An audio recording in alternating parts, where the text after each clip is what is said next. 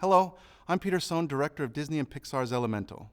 Elemental follows the story of Ember, a fiery young woman who forms a surprising relationship with a go-with-the-flow guy named Wade, who challenges her beliefs about the world they live in. The film was inspired by my own relationship with my wife and the various challenges that came with being from two completely different backgrounds and cultures.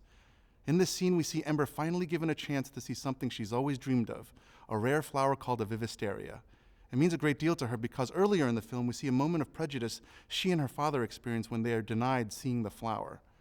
We decided to put this scene in the film to experience Wade's ability and desire to show Ember that, despite her feelings of not fitting in the larger world, there can be bridges to connection, understanding, and ultimately healing.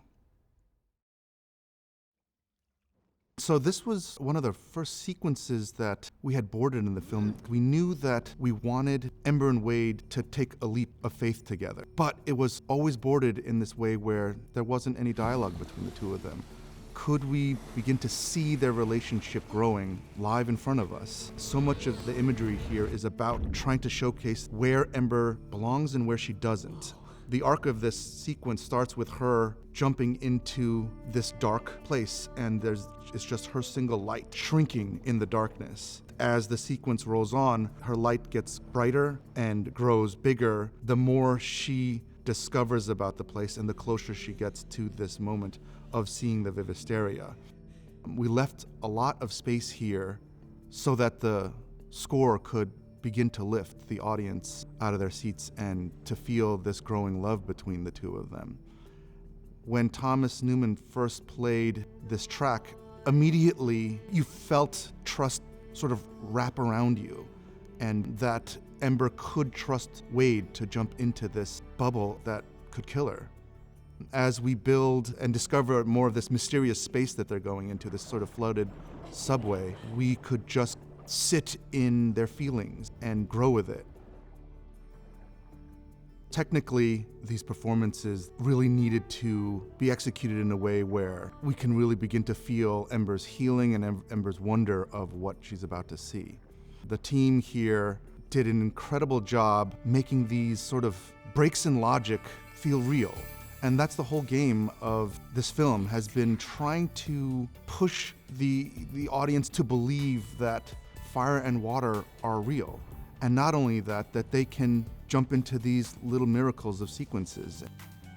This moment here, when Ember lights up the entire room, is showcasing her light, and that is something that Wade has been falling in love with in the entire film.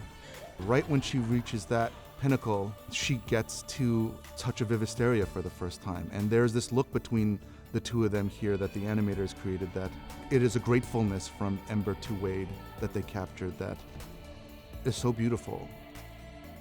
Don Shank, our production designer, began to try to figure out the rules of what was movie logic and what was real space logic. Once he started breaking that down, he started trying to unify the images of what this bubble could look like. Is it possible to have a bubble of air this big be moved around water like this? His visual designs really helped inform the effects artists on how to then produce the visual side of this.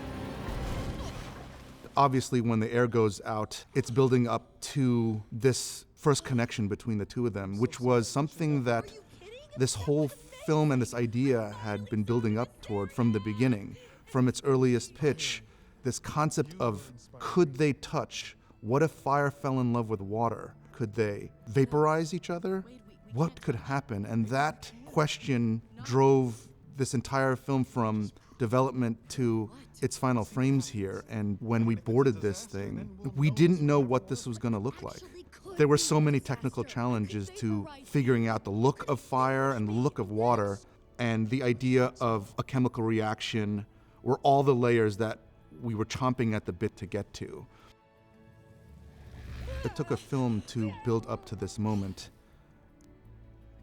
The idea that could we get these elements to represent emotions, and this idea of them touching and the chemical reaction that happens, could that allow the audience to feel that it sort of parallels what it's like for humans, for us to make contact with someone for the first time, when you're touching someone for the first time and holding someone's hand and the goosebumps that can form, that paralleling with the boiling and the roiling fire on Ember, as they sort of push back and forth, trying to find this balance between the two of them so that they can have this little miracle of contact.